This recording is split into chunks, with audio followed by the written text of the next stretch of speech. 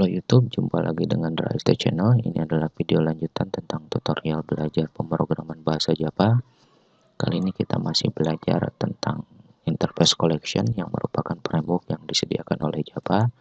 Di video sebelumnya kita sudah belajar collection yang berada di bawah interface list dan set, di mana ada array list, ada linked list, kemudian ada hash set, ada link hash set dan tree set.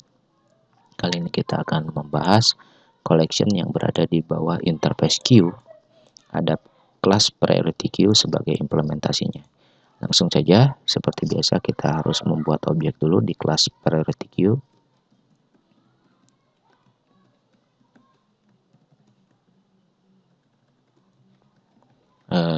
Saya akan gunakan nama objeknya data, kemudian new. Tentunya di sini saya sudah mengimport java.util dan saya akan menggunakan tipe data yang ditampung adalah string. Seperti biasa, untuk menginput data kita bisa menggunakan metode add atau kita bisa di sini ada oper sama seperti add. Tentunya kita harus memasukkan string di sini. Saya akan masukkan first, kemudian copy 4 kali, kita gunakan 4 sampel. Sini second, kemudian third, di sini fourth. Untuk menampilkannya, teman-teman bisa menggunakan iterator atau for each, tapi saya akan menampilkan data objeknya langsung atau objeknya.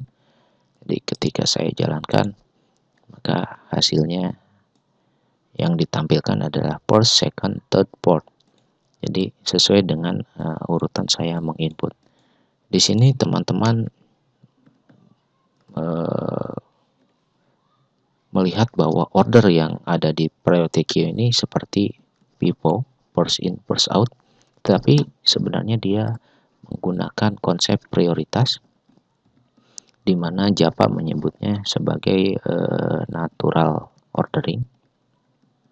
Jadi dia akan mengecek sesuai dengan prioritas dari angkanya sini 1, 2, 3, 4. Ya, untuk memahaminya teman-teman bisa lihat, misalkan kalau saya acak di sini kemudian saya tulis 1, kemudian di sini second. Jadi ketika saya tampilkan, maka hasilnya tetap 1, 2, 3, 4. Sehingga di sini FIFO ini sudah tidak berlaku karena yang pertama saya masukkan 4, bukan yang pertama ditampilkan.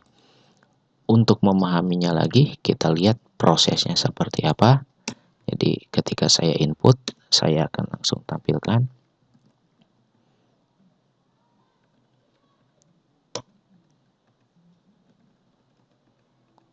Agar terlihat rapi.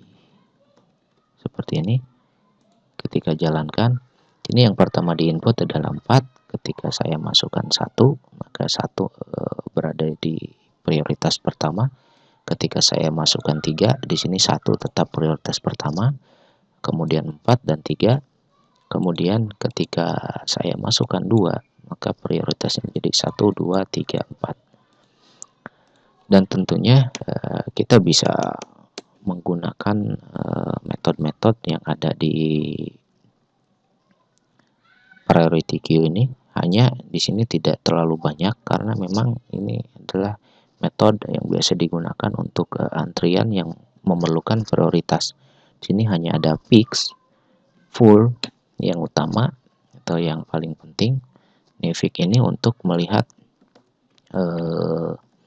data urutan teratas tanpa mendelete-nya. Jadi kalau kita jalankan, kita lihat data yang pertama adalah first, padahal kita menginput di urutan kedua. Seperti itu. Jadi data yang pertama adalah berdasarkan prioritas adalah first. Jadi kita bisa melakukan full untuk meremove data atau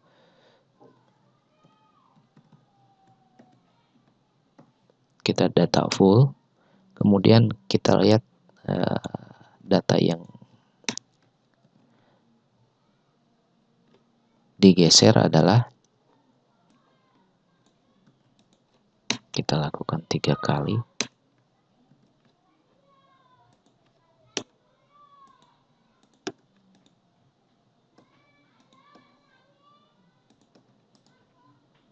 Nah, teman-teman perhatikan, jadi ketika urutan 1, 2, 3, 4, maka yang pertama digeser 1, kemudian 2, 3, dan terakhir yang keempat.